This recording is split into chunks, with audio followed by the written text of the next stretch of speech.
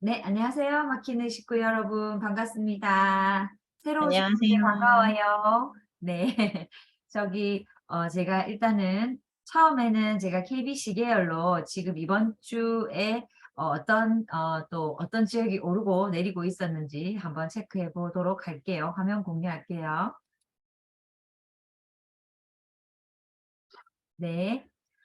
지금 2023년 2월 13일에는 지금 보시면 논산이 0.24% 조금 오른 듯한 느낌이 드나 실질적으로는 아마 매매 가격은 한 1,000만 원 정도 선에서 거래가 되지 않았을까 이렇게 생각을 하고요. 여전히 하락률은 지금 이번 주에는 유독 인천이 좀 많이 보이는 것 같아요. 인천. 그리고 보면 청주 이게 지난주하고 저는 항상 비교를 하기 때문에 지난주에 비해서 지금 청주가 또 올라오고 있고요. 매매는. 그리고 전세 같은 경우에는 지금 부산 동구가 굉장히 많이 떨어졌죠. 부산 동구에는 실질적으로 거주 인구가 그렇게 많지 않기 때문에 많지만 아파트로는 많지 않아요. 빌라나 이런 쪼끔 이런 주택가 완전 단독주택이라든지 빌라 이런 주택이 많은 거고, 그리고 전세 가격을 이번 주에 제가 체크를 한 게 뭐냐면 양주, 양주를 사람들이 마지막에 그 우리가 뭐 규제 지역에 안 걸려 있어 가지고 마지막까지 불타올랐던 지역이 동두천시랑 양주거든요. 근데 지금 요쪽에도 보시면 매매 가격이 동두천이랑 양주가 이제 하락을 급격하게 하고 있는 모습을 보이고 있습니다.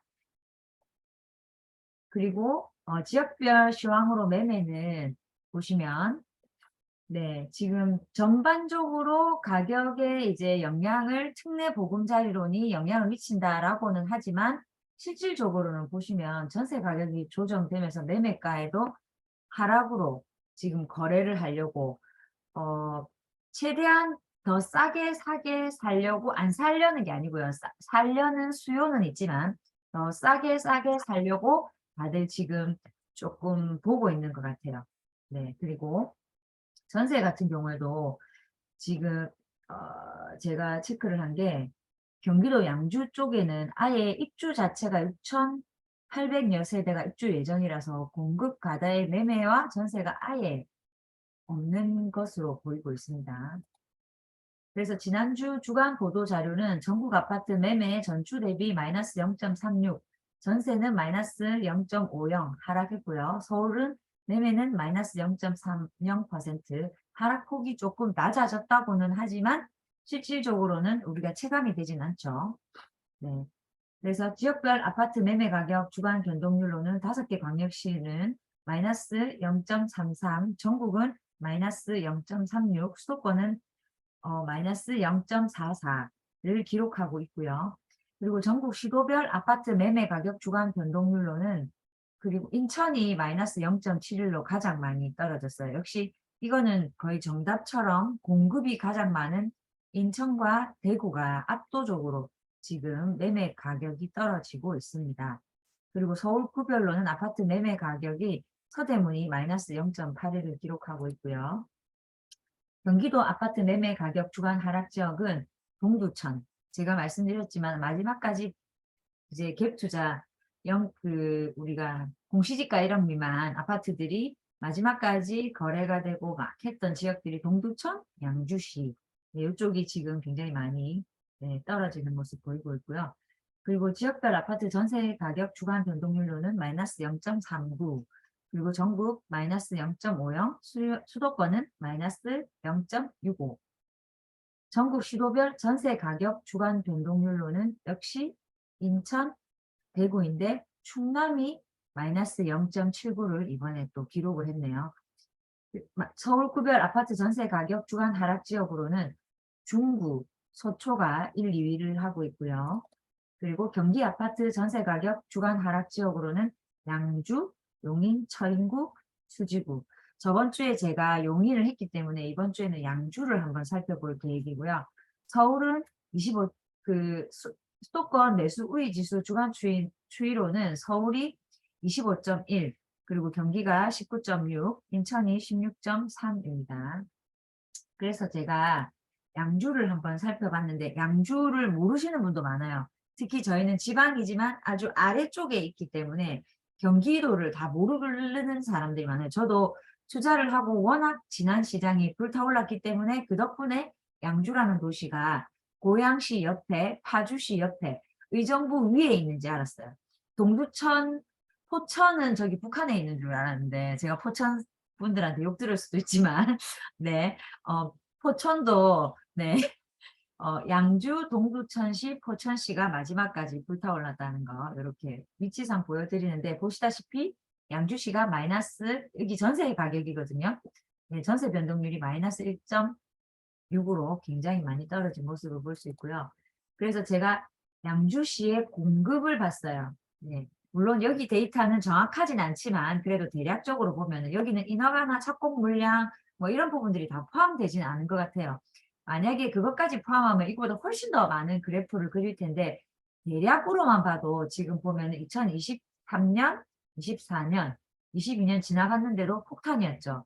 근데 21년도, 22년도가 신축이 많아서 사람들이 가격이 저평가되었다고 생각하고 여기를 많이 들어갔어요. 근데 지금 어떻게 됐죠? 네, 전세가가 받쳐주지 못하니까 굉장히 힘든 상황이 됐어요. 지금 보시면 2023년, 24년 이렇게 해서 총 17,000세대가 지금 공급되고 있습니다. 위치 한번 보여주시면 여기는 분위지도인데요. 이거는 호갱노노를 통해서 보는 분위지도인데 양주시 옥정동이라는 곳이에요. 여기 신도시 형성하고 있고 이쪽으로 입주가 되게 많습니다. 그리고 여기 위에는 동두천 그리고 포천 이렇게 위치를 하고 있습니다. 제가 이때도 생각을 해봤는데 저희는 다행히 부산이라서 너무 멀어가지고 제가 투자를 하지를 못했어요.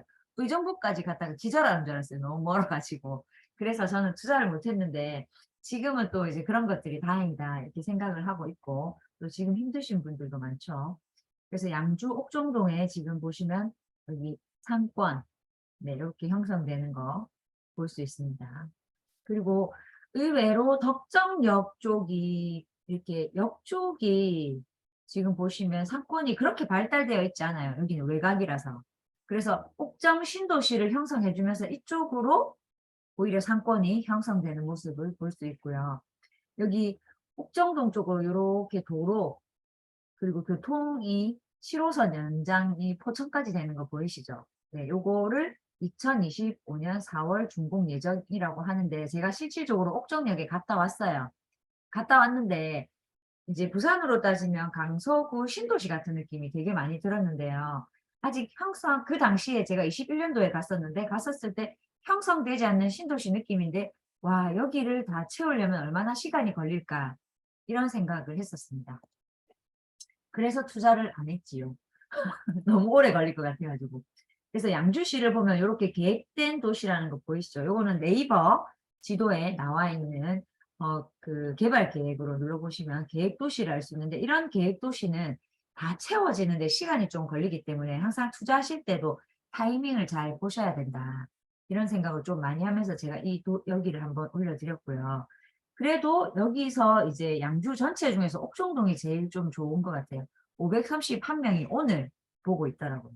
그래서 여기는 그래도 신도시다 보니까 사람들이 그래도 입주를 하려고 하는 모습 보여주고 있고 전세가가 굉장히 낮아서 한 2억대 정도 되는 모습을 보이고 있었습니다. 저희가 이렇게 KBC 계열에 나오지 않으면 양주라든지 이런 타 지역들을 볼 수가 없기 때문에 이럴 때라도 차트나 그래프, 그림을 통해서 꼭 이 지역을 봐야 됩니다. 그래야지 다음번에 투자의 기회가 돌아왔을 때 체크할 수 있고요. 제가 이제 양주를 보고 나서 저희 부산이니까 다른 지역도 제가 과천이라든지 광명, 판교 분당 그리고 청주 이런 데를 다 오늘 체크를 해봤는데 가격이 일단은 제가 체크한 지역은 분당이라든지 과천 이런 데는 직장이랑 서울이 직주 근접이라서 가격대가 그렇게 매매가가 떨어지지 않았더라고요. 전세가는 떨어졌는데 매매가가 그렇게 떨어지지 않은 모습을 보였고 일단 기본적으로 13, 4억이라서 양주하고는 비교할 수 있는 비교 분위기가 아니었어요. 그래서 제가 저희 가까운 부산 택지 개발 주구인 강서구를 봤는데 역시 강서구도 그렇게 힘이 떨어지는 지역이 아니라는 것을 제가 한 번 더 보여드리고 싶었던 게 33평 보시면은 2016년도 입주했는데 8억 이렇게 유지하고 있거든요.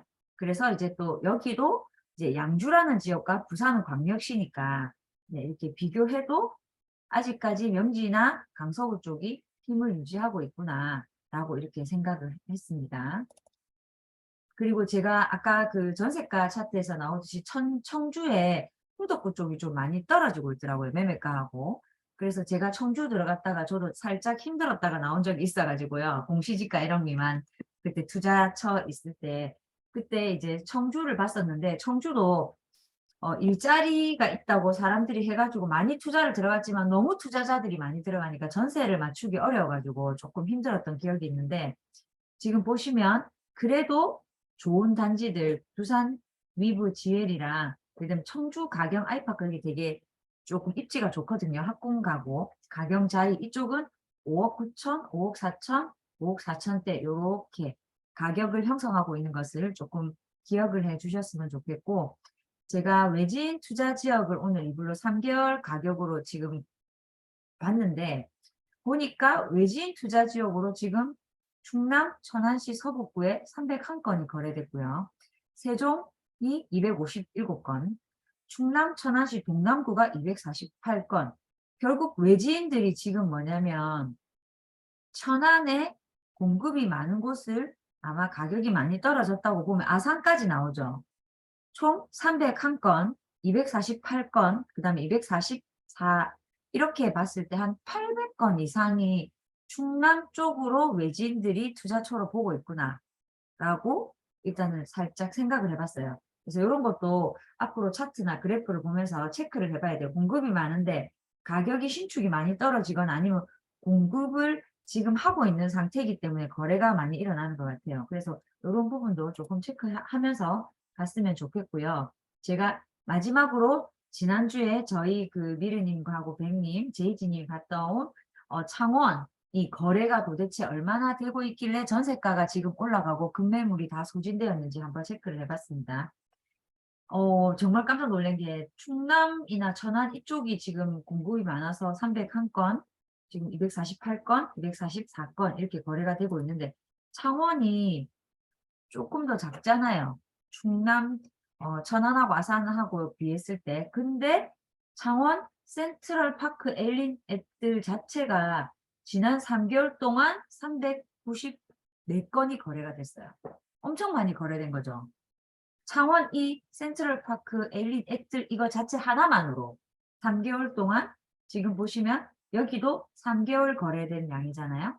근데 이게 394건이나 거래됐다는 거는 여기 재건축 대원 3구역이거든요. 여기가 지금 394건이 거래됐다는 건 조금 특이한 현상이라서 혹시 기회가 되시는 분들은 현장에 가셔가지고 요거를 한번 체크해 보셨으면 좋겠고 제가 또 두 번째 준비한 게 하나 더 있습니다. 사실 몇 가지 있는데 제가 너무 시간을 많이 잡아먹는 것 같아가지고 혹시 지금 이거 블로그 보이시나요? 요거 네, 보이시나요? 보입니다. 네. 네, 보여요. 제가 요거를 예전부터 하고 싶었는데 그냥 아직은 조금 준비가 미흡하지만 그래도 이제 계속 꾸준하게 이쪽으로 제가 계속 공부해 볼 계획입니다. 요즘에 계속 신축 건물들이 제가 눈에 보이더라고요. 그래서 제 주변 동네에 있는 상업지 땅이 있었어요. 빈 땅이었거든요. 계속 빈 땅이었는데 뭐 할 건가 뭐 할 건가 지켜보니 역시 상업지 땅에 오피스텔이 올라가더라고요. 그래서 거래 가격을 보니까 30억 원에 땅이 팔렸었어요. 네. 그래 2020년 8월에 팔렸거든요. 지금 21년, 2년, 3월 이렇게 해서 이게 거의 한 1년도 안 돼서 착공을 해서 올라갔더라고요. 그래서 이걸 쭉 살펴보니 보시다시피 상업지죠. 네. 지금 월세는 2천에 58만 원 나오는데 전세는 1억 3천에서 1억 5천까지 놓을 수 있다고 합니다.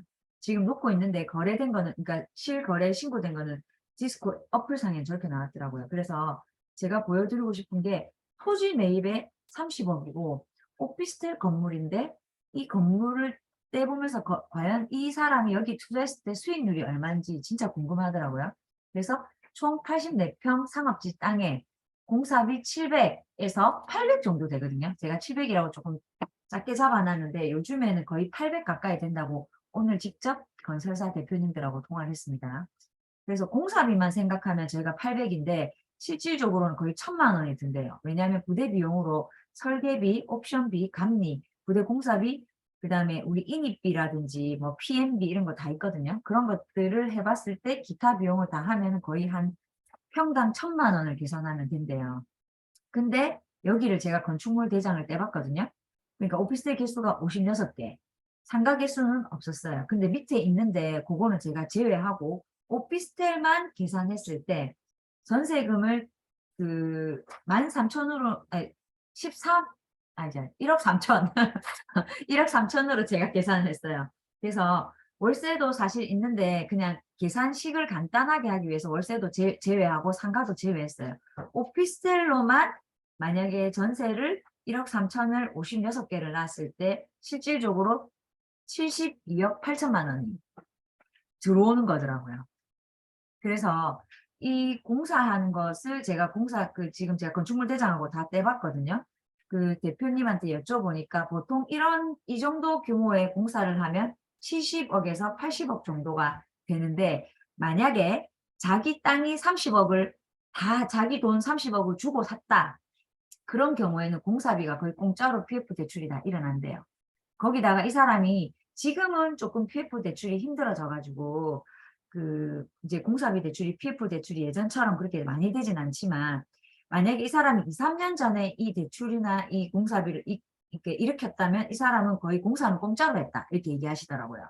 아, 그래서 20년도 2월 달에 했잖아요. 그전에 설계를 하고 지금 여기 완공됐거든요. 그래서 거의 한 5개 호실 제외하고는 다 입주를 했어요. 전세랑 월세로. 이렇게 생각을 해봤을 때 이분은 제가 볼 때는 한 70억에서 80억 정도를 PF 대출을 일으킨 것 같아요. 일단 대략 예산을 제가 잡는 거죠. 그래서 평당 공사비를 제가 800으로 잡고 연면적으로 계산했을 때 691평이더라고요.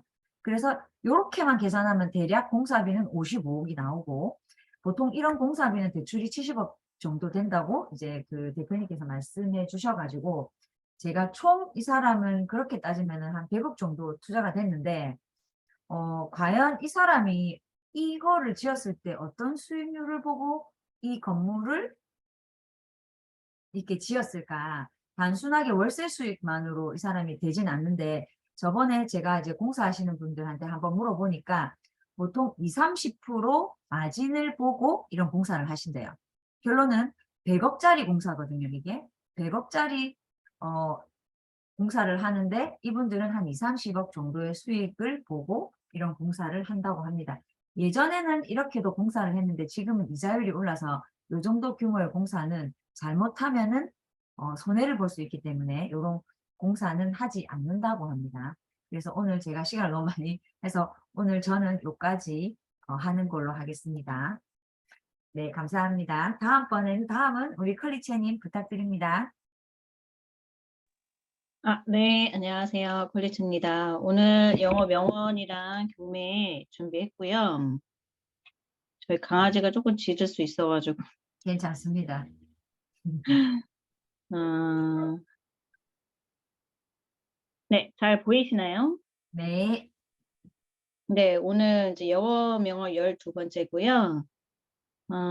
The ocean is made of drops라고 해서,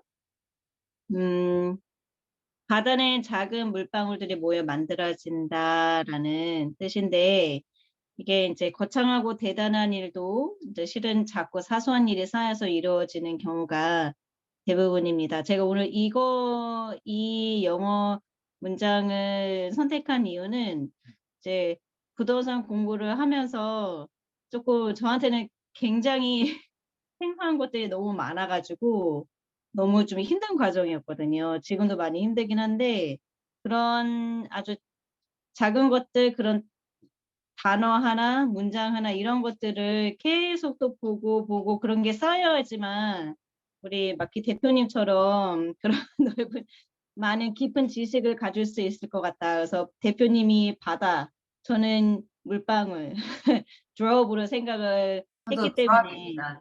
네네. 그래서 이 명언을 생각을 했고 저도 언젠가는 디오션이 될 거라는 생각을 가지고 이 명언을 선택을 했고요.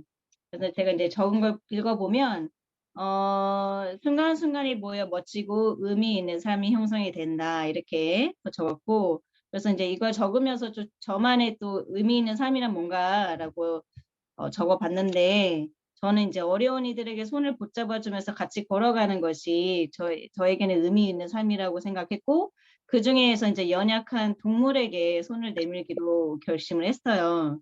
뭐 불쌍한 이제 소녀 가정도 있고 뭐 어려운 사람들도 있긴 하지만 저는 말 못하는 동생이 더 그 동물이 더 불쌍하더라고요. 그래서 10년 전에 그 유기견 보호 인보를 하면서 지금 10마리째 인보를 계속 하고 있거든요. 10년 동안. 그래서 그중에서 이제 6마리는 제가 키우고 있고 나머지 3마리는 좋은 곳에 이제 입양 보내고 이제 마지막에 막내 지금 여기 포메리안 뭉치가 이제 조만간에 캐나다나 그 미국으로 해외 입양이 될 것 같아요. 그래서 이제 얘를 어떻게 보내야 되나 마음이 많이 힘들긴 한데 지금 제가 한 마리에서 한 마리 인보를 시작해서 지금 10마리까지 이렇게 하고 있는데 제가 이제 유기견 이거 자원봉사 활동을 하면서 정말 많은 분들이 인보를 하고 있구나라는 거를 진짜 많이 봤어요. 대부분 뭐 강아지들 막 7마리, 8마리씩 이렇게 인보하시는 분들도 있으시더라고요. 그래서 이제 저 혼자만이 이렇게 하는 게 아니라 동물을 사랑하는 동물 보호 단체 또는 알게 모르게 인보를 진행하시는 분들이 굉장히 많이 있다는 것을 알고 이런 작은 도움의 손길이 이렇게 전국으로 뻗어 있기에 요즘 코로나가 이제 거의 종식이 되면서 그렇게 버려지는 코로나 때 집안에서 외로우니까 사람들이 강아지를 또 많이 키웠대요. 그런데 지금 또 많이 버려지는 애들이 엄청 많다고 하더라고요. 그래서 그렇게 많이 버려지는 유기견 또는 학대견 또는 고양이들 새로운 이제 가족을 만나 또 다른 삶을 이렇게 전국에 이렇게 손을 뻗치는 사람들이 있기 때문에 삶을 살고 있다고 생각을 하고 그리고 저는 이렇게 인보를 하면서 이별하는 게 너무 슬프기도 하지만 또 걔네들을 좋은 곳으로 보내야지 또 힘든 상황에 있는 강아지들 제가 또 인보를 해서 또 좋은 곳으로 보낼 수 있기 때문에 그런 이별이 슬프지만 이런 일은 이제 계속 하려고 합니다. 근데 이 일을 하기 위해서 부동산 공부를 해서 돈을 벌어야 되겠다. 그래서 부동산 공부를 하는 이유 중에 하나예요. 그래서 이제 오늘 이렇게 저 이제 뭉치 사진도 담고 싶어가지고 제 블로그에 이렇게 올렸고요.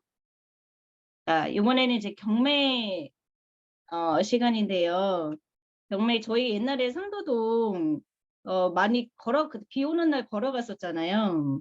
그때 여기가 지금 서구 상도 초등학교 있는데 여기 이제 재개발 지역인데 어, 보면 지금 여기 재개발 지역이거든요. 신속통합 상도 14구역 그리고 여기 상도 15구역인데 여기에 경매가 2건이 이제 나와 있는 거를 제가 한번 보여드리려고 합니다. 여기에서 이제 8평짜리랑 16평짜리 2개가 있는데 16평짜리를 한번 보여드리려고요. 자, 이거입니다. 경매 201 타경 4612 다세대 주택이고 그리고 대학역이 있는 임차인이고요. 지금 대지권은 10평, 건물 면적은 16평이고 감정가는 2억 7천인데 지금 최저가 2억 1,600으로 지금 떨어져 있고요. 사진을 보시면 방 3개, 16평 방 3개 괜찮은 것 같고요. 네, 이렇게 괜찮은 것 같아요. 지금 물건은. 음. 자, 근데 특이한 게 1차에서 2억 7,500에 낙찰된 사람이 있는데 미납을 했어요. 미납을 하면 이거 보증금 이 사람 못 받잖아요. 되게 안타까운 얘긴데 왜 미납을 했는지 그거를 한번 보여드리려고. 그때 당시에는 대항력이 있는지 몰랐나 봐요, 이분이. 그래서 여기 지금 302호 삼촌도 아주 빌라면 적당하고 그 보증금 전액 매수인이 인수해야 된다라고 적혀 있고 죄송해요. 아, 괜찮습니다. 네. 그리고 지금 2022년 10월 18일 전 이거 매수인이 제출한 그 이 사람이 그 메가 브로커 신청을 했어요. 왜냐면 그 임차 보증금 2억 7천이 있는 거예요. 네. 2억 7천이 있으니까 이 사람 같은 경우는 2억 7,500에 낙찰을 받았는데 또 2억 7천을 보증금을 준비해야 되니까 이 사람이 지금 포기를 한 거거든요. 미납으로 되어 있고 메가 브로커가 신청을 했는데 이게 신청됐는지 안 됐는지는 여기에 원래 적혀져 있는데 안 적혀 있는 거 보면은 안 돼 있는 것 같아요. 그러면 이제 이게 지금 최저가가 2억 1,600이니까 저희는 이게 계속 떨어질 때까지 계속 유찰될 때까지 기다린 다음에 이제 그때 상황을 봐서 매각을 입찰을 하면 좋겠다 이런 생각을 해봤고요. 그리고 여기가 지금 재개발 지역인데 지금 이거 16평 정도면 그 비슷한 그 신축 14평이 39,500 정도 하니까 한 3억에서 3억 중반대 정도인 것 같더라고요.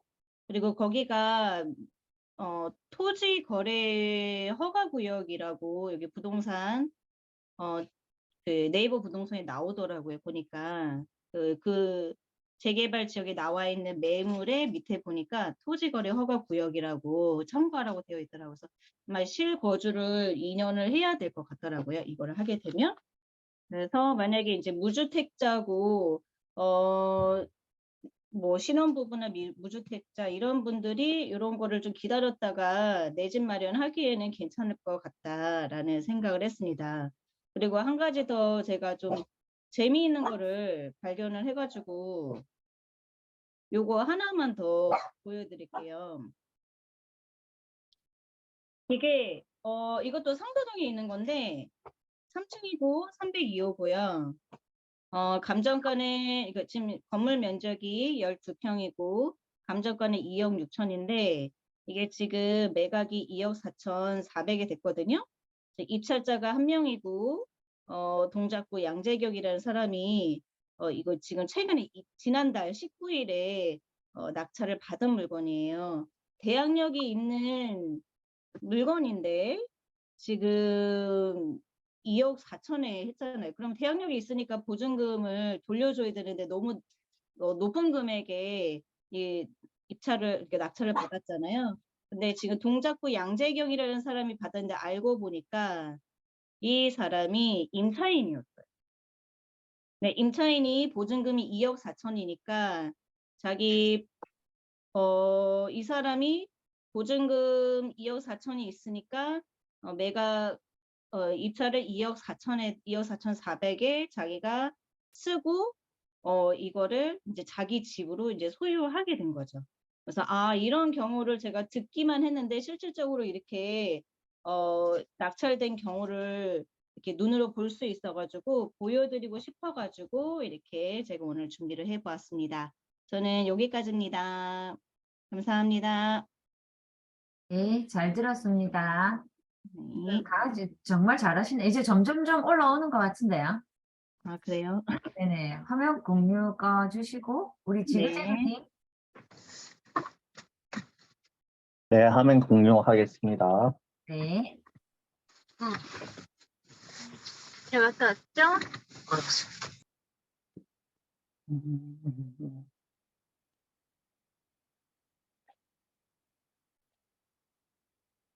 공유, 네.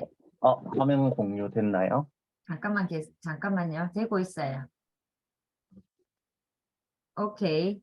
좋다, 됐나요? 좋다. 투하면. 네, 네, 좋아요. 제 왼쪽 거를 먼저 보시면 되는데요. 저는 오늘 제가 요새 TK 신공항에 되게 관심이 많은데 원래 예전부터 보다가 이제 고도 제한에 대해서 좀 공부하고 싶어서 좀 공부를 했는데요. 안 그래도 저번에 강서구에 저희가 임장 갔을 때, 김포공항에 이제 고도 제한이 있었잖아요. 근데 개발이 이루어지고 있는 걸 봤었거든요. 근데 이제 그래서 이제 요게 이제 고도 제한을 공부하고 이제 TK 신공항은 어떻게 이제 발전이 이루어질까에 대해서 제가 한번 설명해 보겠습니다.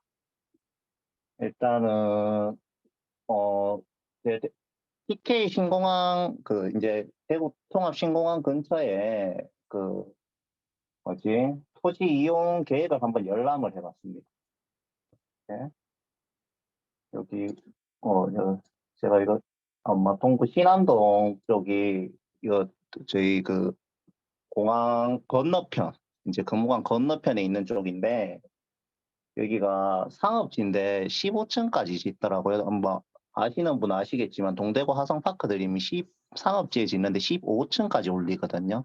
그럼 다른 지역에서는 볼 수 없는 그런 어떤 용도지구에서 층수인데 왜 그러나 봤더니 비행안전 제6구역으로 지정이 되어 있더라고요.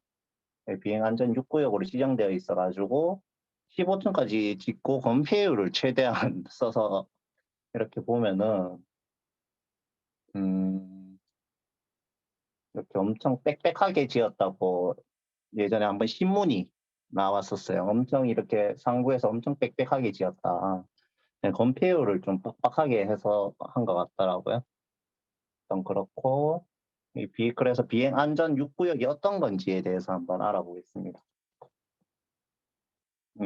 이제 고도 제한에 이제 아까 저희 규제에 보면은 비행안전구역이라고 있는데 여기에는 이제 5, 6구역에 대해서 설명을 하고 있는데 밑에 보니까 전반적인 구역도 다 설명을 하더라고요.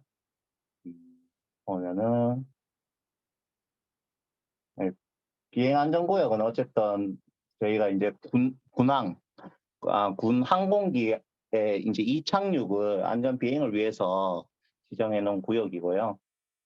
총 1구역부터 6구역까지 있습니다. 근데 제가 읽어봤는데 도저히 이해가 안 가더라고요. 이걸 그냥 이렇게 읽어봐서는 건축하시는 분들이야 이해는 가겠지만 제가 그냥 일반인들 읽어봤을 때는 이게 도저히 이해가 안 가더라고요. 그래서 그냥 읽다가 이제 밑으로 쭉 보니까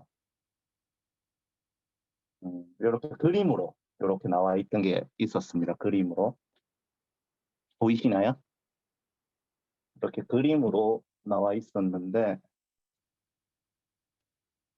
보면은 저 강서구에서도 한번 봤던 것 같은데 1에서 6구역이 1구역은 활주로를 1구역이라 하는 것 같고 2구역은 2, 3구역은 이제 이착륙할 때 이루어지는 그 활주로 쪽으로 이제 이착륙할 때 이루어지는 구역이고 그리고 4, 5, 6구역은 이제 옆쪽으로 4, 5, 6구역 이제 6구역 4번일수록 활주로에 가깝고 6번일수록 활주로에서 먼 구역이더라고요. 그래서 보니까 여기에 나오는데 그래서 이게 비행안전구역은 지표로부터 45m까지 장애물 설치를 허용을 하는데 이게 3구역, 5구역, 전술항공 작전기지에는 3구역, 5구역 또는 6구역, 그리고 지원항공 작전기지에는 4구역, 5구역 이렇게 허용을 한다고 이렇게 나와 있거든요. 나와 있고, 그래서 보면은 고도 완화에 대한 예시를 이렇게 표현을 해놨는데 4구역은 일률적으로 45m를 제한하고 5구역부터는 이제 사폐 연장선이라는 걸 적용을 해가지고 이제 좀 완화를 이렇게 해주는 것 같더라고요. 그래서 6구역에 이게 최고 장애물이 될 수 있도록 이렇게 완화를 해가지고 각 높이를 좀 다르게 한다. 고도 제한을 좀 다르게 관리한다라고 나와 있습니다. 그래서 이제 이 고도 제한을 이제 그럼 여기는 고도 제한이 얼마나 걸리냐 그걸 이제 좀 확인해 보고 싶어서 이렇게 봤는데 국가공간정보 포탈이라는 사이트가 있어요. 제가 오른쪽에 켜놨거든요. 오른쪽에 국가정보 정보 포털이란 사이트가 있는데 네. 컴퓨터가 튕겼어요. 그래요? 잘 나오는데? 그러니까 옆에 국가정보 포털이란 저는 컴퓨터 지금 꺼졌거든요. 여기는 보여요. 내가 네, 지금 화면 공유해 줄까요? 나 이거 사이트 아니요, 원래 아니요. 그냥 놔두시면 될 것 같아요. 제 거 어. 지금 꺼져가지고. 응. 그러니까 국가정보 포털이라는 일단 키고 있습니다. 그 사이트에서 보면은 옆에 보면은 주소를 찍어가지고 비행 안전 구역이랑 그 고도를 관리하는 구역은 여기서 고도 제한에 대한 높이를 볼 수 있더라고요. 그럼 오른쪽에 보이시나요? 오른쪽 화면에 보면은 아마 맨 위에 거일 텐데 잠시만요. 내 거 꺼졌네. 죄송합니다.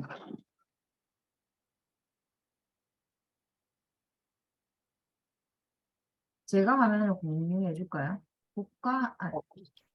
제 정보? 거 보이시나요? 아니요, 지금 안 보여요.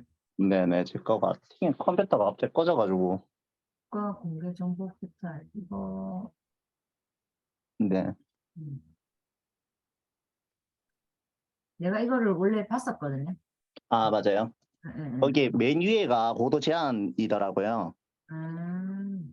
네, 맨 위에가 이제 고도 제한 높이인데 이게 지표에서 높이가 있는데 그 건물의 그 땅의 높이가 원래 해수면에서부터 높이가 원래 기본적인 높이가 있는데 그것도 마이너스를 해줘야지 실질적인 고도 몇 층까지 올릴 수 있는지가 나오더라고요.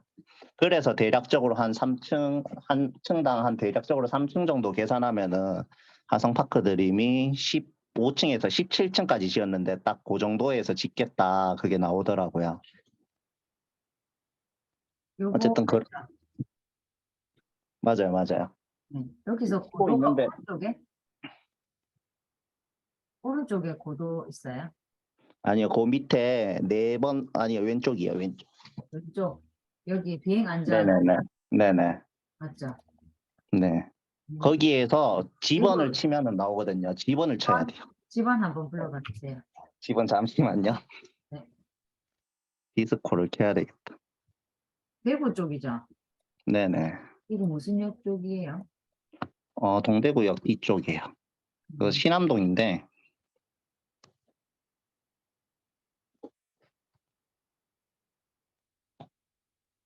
이게 표시가 되려나 모르겠네. 지도 서비스는 인터넷 엑스플로 그 버전에서만 그런가요? 뭐 어쨌든 거기에서 집원을 치면은 맨 위에 네. 그 고도가 나오거든요. 음, 고도가 나오면은 대략 불러주세요, 대략. 네네. 잠시만요. 네. 신암동 283-5. 683-5. 검색.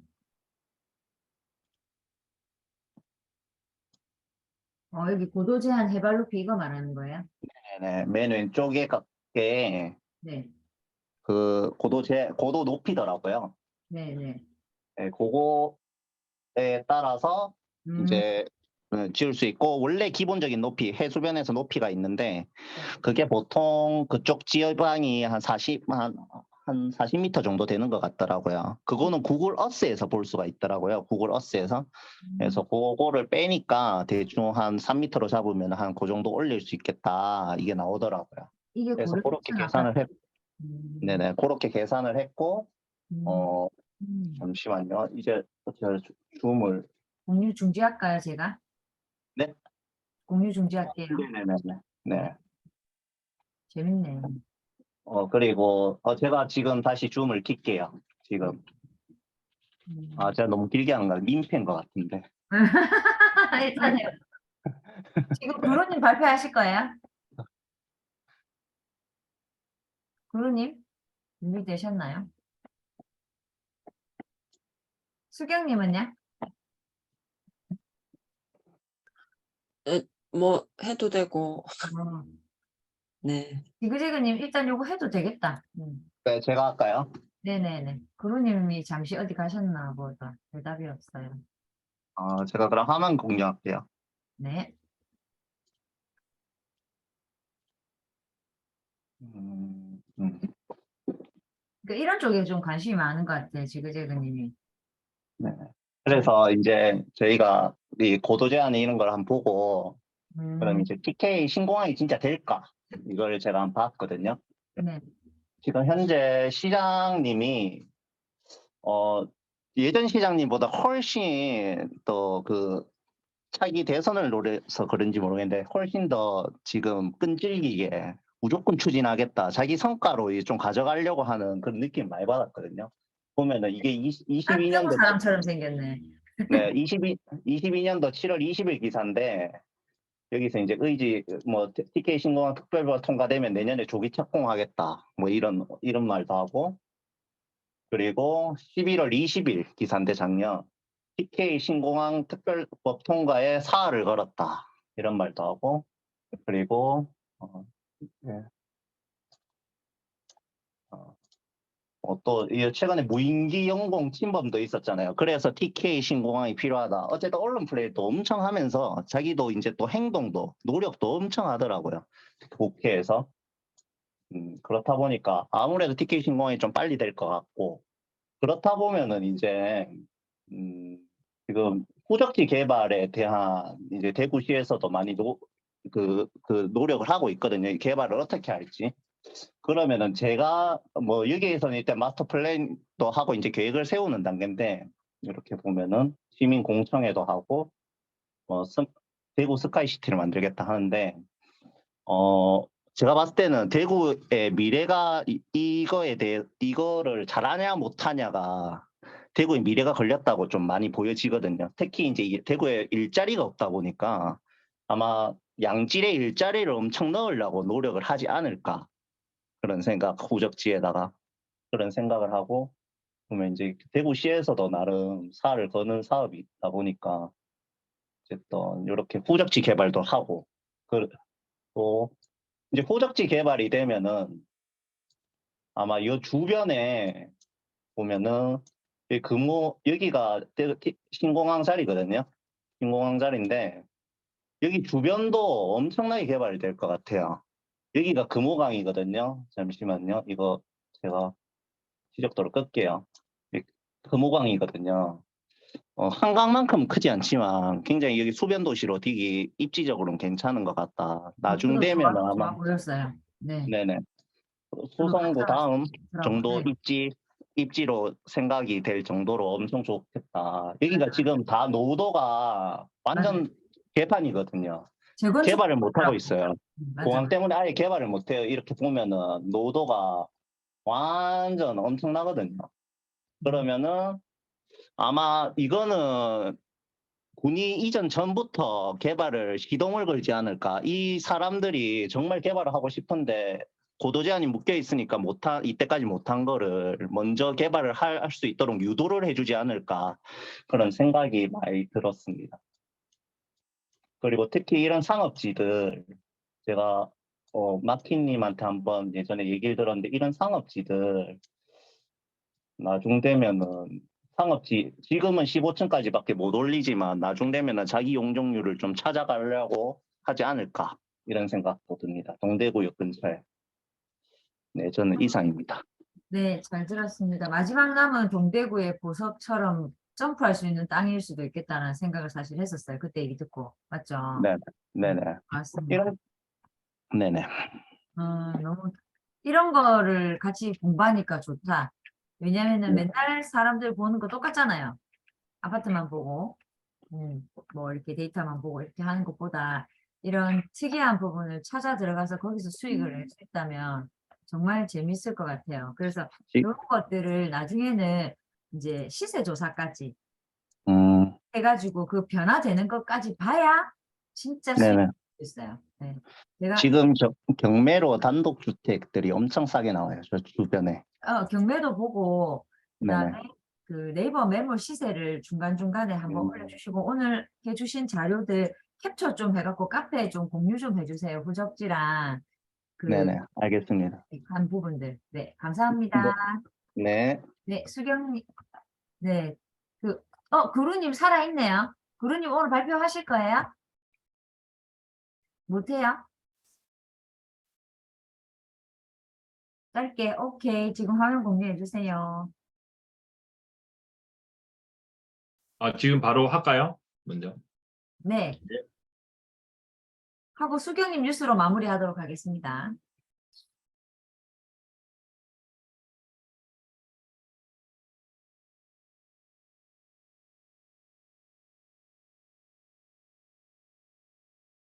예, 저는 어제 저희 주말에 돌았던 뭐 남구 임장기 간단하게 뭐 하면서 그냥 저희가 이제 부산 쪽 시장 어떻게 볼지 한번 정리해 보도록 하겠습니다. 일단 토요일 날 저희가 부산 남구 이제 임장을 돌았는데 총 28km 돌고 한 12시간 정도 돈 것 같아요. 그래서 이제 지게골, 문현 이제 대연동부터 시작해서 문현동 갔다가 돌아서 우암 지나서 용호동까지 쭉 이제 전체 정비구역지들을 돌아봤습니다. 일단 남구 쪽 특징이 이렇게 집값이 많이 높거나 뭐 많이 떨어지거나 하진 않는데 중위 가격 정도 되는 것 같습니다. 하지만 이제 정비 사업지가 워낙 많다 보니까 저희가 그 정비 사업지들의 추세를 살피고 앞뒤로 이제 진행되는 상황을 살펴보면서 다음에 이제 정비 사업지 분양이 어떻게 될지, 분양 가격이 어떻게 될지, 공사비가 어떻게 될지에 대한 퍼즐을 맞춰볼 수 있는 뭐 사례였던 것 같아요. 일단 뭐 롯데캐슬 반대편 쪽 대연 3구역도 돌아봤는데 여기도 23년 가을쯤 분양입니다. 올해 가을쯤 분양이고 일반 세대수가 2397세대, 거의 2400세대죠. 그리고 대연 4구역 재건축 프루지오 서밋도 올해 말 또는 내년 초에 이제 일반 분양인데 여기도 한 400세대 정도 됩니다. 그리고 또 이제 대연 3구역, 뭐 대연 맨션, 대연 2 재건축까지 지나서 문현 3구역과 문현 3구역 위쪽에 문현 2 주거 환경 개선 사업지구까지 이제 돌아봤는데 일단 여기서 또 눈여겨봐야 될 게 저희가 일반 분양이 많은 문현 3구역의 사업성과 함께 문현 2구역의 주거 환경 개선 사업지구를 통해서 나오는 공공 이제 분양분에 대한 추세도 어떻게 될지 눈여겨봐야 될 것 같아요. 그쪽에서 일반 분양 가격을 얼마에 이제 내놓을지에 따라서 이제 문현 3구역과 문현 1구역의 사업 완판도 뭐 가름이 날 것 같습니다. 그리고 문현을 돌아서 저희가 이제 우암 1지구, 2지구를 돌아봤는데 여기도 이제 상당한 일반 분양 세대수가 지금 기다리고 있습니다. 23년 4월에 우암 1지구 일반 분양 예정이고요. 그리고 우암 2는 3월 달 예정이거든요. 여기서 총 지금 일반 분양이 한 3,000세대, 거의 4,000세대 가까이 나오는데 우암이 이제 지역의 입지를 따지면 상급지는 아니지만 또 그렇다고 너무 하급지도 아닌 이제 중간쯤 되는 위치라고 볼 수 있을 것 같은데 여기서도 저희가 이 일반 분양을 완판할 수 있느냐 없느냐에 따라서 다음에 진행될 곳들을 예상해 볼 수 있지 않을까 싶었습니다. 그리고 이제 용호동으로 돌아와서 간만일도 보고 용호동 2구역이랑 나머지 지역들 쭉 돌아봤습니다. 지금 결론은 지금 워낙 변화가 많고 정비사업지들이 많은 지역들이 부산이라고 생각할 수 있을 것 같은데 그 정비사업에 대한 정답이 없는 것 같아요. 잘 될 때는 그 잘 되는 상황에 맞춰서 저희가 정비사업지에 대한 분석을 해야 되고 지금같이 부동산 시장이 얼어 있을 때는 또 이 상황에 맞춰서 일반 분양이 많다고만 해서 꼭 좋은 건 아니다라는 걸 현장에서 한번 보고 느낄 수 있는 기회가 됐습니다. 그래서 항상 현장을 다니면서 이 정비사업지는 분석을 해야 된다라는 결론을 내리면서 저는 오늘 마치겠습니다. 네, 이렇게 또 정리를 한번 해주시니까 네, 좋습니다. 네, 수경님, 피곤해 보여. 소리를 켜주세요, 소리. 네, 반갑습니다. 안 피곤합니다. 괜찮습니다. 그래, 우리가 피곤해, 지금. 그루님도 말이 그렇네요. 아닐 거야. 지그재그 님도 땀 엄청 많이 흘렸어요. 그들, 아, 네. 비디오가 안 뜨네. 해주세요. 네, 간단하게 빨리 해보겠습니다. 우리 이래도 이렇게 정리하니까 좋다, 맞죠? 매주. 이것 때문에 저 억지로 공부해요, 지금. 그렇군. 뭐를 하나 만들어놔야 원래 하는 것 같아요. 응. 오늘 한국경제 2월 20일입니다. 첫 번째, 이제 그 통화정책인데요. 그 우리나라는 어차피 이제 미국의 기축 통화를 가지고 있는 미국의 이제 금리 정책을 좀 따라가잖아요. 따라가야 되는 상황이고. 그런데 이제 너무 따라가기만 하면 곤란하다라는 이제 칼럼입니다. 한국은 통화 정책이 어렵다. 수출 등 실물 경제는 중국의 비중이 높고 실제적으로. 근데 금융 쪽은 이런 통화 정책 같은 경우는 미국을 따라가야 되는 상황이고, 그래서 한국은 좀 어려운 상황이다. 지금 계속적으로 물가가 높은 상황이고, 우리나라도. 그리고 수출이 계속 무역 적자기 때문에 경기가 많이 어려운 상황이다. 근데 지금 미국은 실업률이 낮아지고 소비자 물가 상승률이 예상보다 윗돌아서 추가적으로 금리 인상 여건이 되어 있다. 지금 추가적으로 금리를 인상할 그리고 이제 계속적으로 고금리가 조금 유지될 것 같은 지금 분위기잖아요. 예. 그래서 그렇지만 우리도 같이 이렇게 따라가기보다는 우리는 물가 안정보다는 경기 부양에 조금 더 신경을 써야 되지 않나. 네, 너무 따라가기보다는 네, 그런 우려를 하고 있는 칼럼이었습니다. 네, 부동산 얘기인데요. 전세값, 매매가의 절반까지 추락했고, 지금 전세가가 계속 떨어지잖아요. 매매는 이제 바닥 찍었다는 분위기도 있는데, 근데 전세는 계속 떨어지는 것 같아요. 네, 전세는. 그래서, 매매가 절반까지 추락했고, 거래 비중도 월세의 첫 역전을 당했다. 월세를 더 지금 선호하는 현상이고, 반포자이 84 같은 경우는 22억까지 전세가 거래됐었는데, 지금 12억이거든요. 역전세 10억이래요. 네. 제가 토요일에 거기 서울 갔다 왔는데, 서울에 거기 아는 소장님 만나니까 진짜 자기 고객들 중에 왕왕 있대요. 역전세 10억짜리들이. 네. 그래서 굉장히 힘들어 한다고 그런 얘기도 하셨고. 지금, 전세 가격이 지금 반토막 수준이고, 거래 비중도 역대 최저라고 합니다. 전세 거래가. 그리고 금리 인상 이후에, 월세가 더 저렴해졌기 때문에 월세 선호가 이제, 강화됐다. 그 다음에 이제 그 월세가 비싸더라도 지금 월세 100만 원짜리 이런 것들이 많이 지금 비중이 높아지고 있다는 얘기인데요. 보조금 뗄 바에는 차라리 비싼 월세 들어가겠다. 진짜, 토요일에 만난 소장님 얘기로는, 투룸 그냥, 엔간한 그냥 빌라 7, 80만 원? 월세 정도? 들어간다 하더라고요. 들어가고, 월세 하면은 그 연말 소득공제 이런 것도 되잖아요.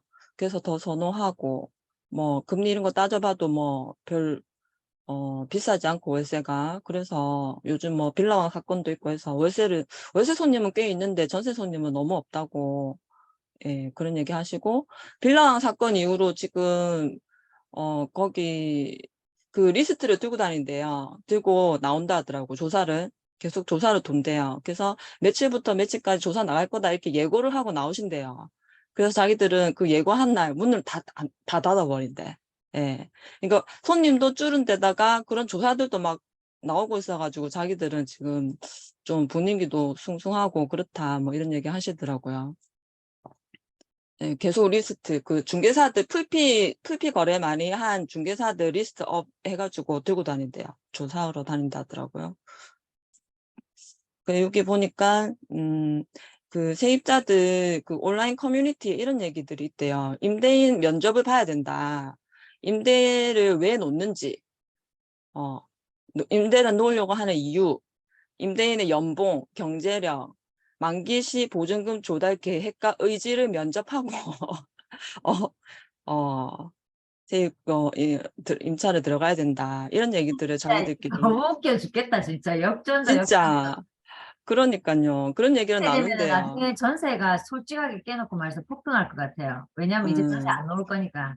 사람들이 음, 전세, 이제 이래 되면 갭이 더 붙는다고 봐야죠. 음. 요즘에는 지금 집주인들이 다 의리돼가지고 전세 들어오면 전세금 이자 내줄게 이렇게까지 하네요. 네.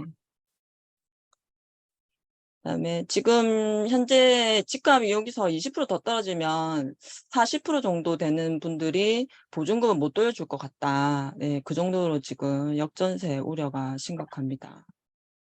그리고 지난달에 허급 전세금 반환 사고가 2,232억이라고 하는데 이게 최대래요. 최대 액수. 지금 최대 액수 지난달에 찍은 거고. 제 아는 그 소장님도 지금 왕왕있대요. 빌라에 임대인들 연락 안 되는 임대인들이 왕왕있대요. 네, 그 조금 분위기가 진짜 많이 안 좋은 것 같긴 해요. 그리고 국토부에서 시뮬레이션 돌려보니까 2024년 상반기 그때 지금 전세금 미반환 사태가 가장 심각할 거라고 보고 있다거든요. 24년 상반기로 보고 있으니까 21년 말, 22년 초 그때 좀 전세가가 많이 높았었나 봐요. 예, 많이 높게 났다고 봐야 되나 봐요. 그래서 24년 상반기에 지금 미반환 사고가 굉장히 많을 거라고 지금 예측하고 있다고 합니다. 자기들끼리 시뮬레이션 돌려보니까. 그다음에 이제 뭐 급매물 거래가 꿈틀거렸잖아요. 그래서 집값 바닥 쳤느냐? 아니다. 뭐 하락장이 지속될 거다. 의견이 분분한데요. 그런 내용인데요. 서울 아파트 거래가 7개월 만에 이제 건수로 100건, 100건을 넘기는 게 지금 7개월 만에 이제 회복이 된 거고, 주로 어디서 거래됐나 보니까 강남, 서초, 송파, 노도강, 네. 그리고 1기 신도시의 성남, 고양, 안양, 여기가 이제 주로 거래가 많이 일어난 곳이고, 금매 위주로 거래됐기 때문에, 가격 하락 치수로는 하락으로 여전히 나오고 있고, 네, 그렇습니다. 근데 이제 이분들도 거래하는 분들도 아직 추가적인 금리 인하가 있지 않은 이상은 반등은 좀 어렵지 않겠느냐, 그런 얘기도 많이 한다고 합니다. 그다음 미분양 얘기인데요. 미분양이 굉장히 지금 계속 급증한다는 얘기를 많이 하잖아요. 지금 전국적으로 미분양 쌓이고 있다는 얘기를 많이 하는데 그 와중에 149곳 중에 40곳은 미분양 제로 지역. 그러니까 미분양이 없는 지역으로 거기가 어디냐면 강남 3구, 용산, 양천구, 과천, 군포, 안산, 파주, 김포. 지방에는 정읍, 전북 정읍, 충북 제천 이런 곳들은 지금 미분양 제로 지역으로 보이고 있고 여기서 지금 앞으로 분양이 조금씩 지금 이루어질 거거든요. 이런 것들이 어떻게 되는지 한번 지켜봐야 되겠다. 그런 네 기사고요. 그 미분양에 대해서 제가 며칠 전에 우연찮게 어떤 분 강의를 들었는데 그분이 교수라고 하더라고요. 근데 그분이 옷을 좀 부동산이랑 정치랑 이렇게 같이 이렇게 엮어서 얘기를 재밌게 하시던데 그분 말로는 6월 전에 왜 미분양이 많이 늘어나면 예전에 미분양을 사는 거에 대해서 양도세를 면제해 줬잖아요. 그런 적이 있었거든요. 제가 2009년에 제가 결혼한 지 얼마 안 됐어가지고 그때 기억이 나거든요. 그 얘기를 하시더라고요. 하시면서 6월 전에 올해 6월 전에 그게 나올 거라 하더라고요. 저는 만약에 그게 나오면은 미분양 부장권을 살 생각이 있거든요. 예, 사면 괜찮다 생각하거든요. 그래서 관심이 있어가지고 그거를 한번 2009년에 그러면 미분양이 어떻게 됐지 한번 봤거든요. 근데 지금 이거 보시는 지금 이 미분양이 지금 68,000건 이렇게 잡히거든요. 근데 그 교수님 말로는 이게 지금 12월 기준이니까 지금 2월이니까 한 75,000건이래요. 자기가 봤을 땐 75,000건인데 그래서 뭐 6월에 나올 거다. 왜냐면 내년 4월에 선거가 있잖아요. 이제 약간 이제 그런 식으로 이렇게 얘기를 하시던데 2009년을 봤어. 2009년을 보니까 엄청 많죠. 2008년 12월이 최고로 찍었더라고요. 16만 3천 건이거든요. 와, 그러니까 지금은 6만 8천 건이잖아요. 나온 거는. 그때는 16만이었어요. 16만일 때 미부장 사면은 5년 동안 양도세 면제를 해줬거든요. 예. 아, 16만이니까 나온 거 아닌가. 아직까지는 좀 더 심각한 거 아닌가 이런 생각도 들더라고요. 이렇게 수치로 보니까. 근데 이때도 보니까 선거가 있었어. 이때도 4월에 선거가 있었고, 이 정책이 2월에 자기들이 합의를 봤더라고요. 제가 아침에 책을 찾아보니까, 기사랑 찾아보니까. 아, 그래서, 네, 미분양에 대한 게, 아, 이렇구나. 근데 혹시 이제 진짜 나와지면 6월 안에 나와진다면 저는 좀 관심 있어가지고, 네, 관심 있게 한번 봤습니다. 네, 이상입니다. 네, 아, 좋네요. 우리가 이게 계속 같이 이렇게 보고 있으니까 그런 자료들을 좀 올려주세요. 우리 톡방에. 네, 네, 네, 공부하고 그 이제 연도세 완화 카드랑 이제 음, 할인 분야 음, 이런 부분들이 이제 노릴만 하죠. 무주택자들이 이런 타이밍에 이제 신분 상승이 되는 거죠. 어떻게 보면. 네. 음. 그걸 잘 파는 사람만이 제가 볼 때 한번 업그레이드 되지 않을까라고 생각하고요. 네. 마키네 라디오는 네, 여기서 마치도록 하고 잠시 후 또 다른 얘기 잠깐 할게요. 네, 마키네 라디오는 여기까지 하겠습니다. 감사합니다.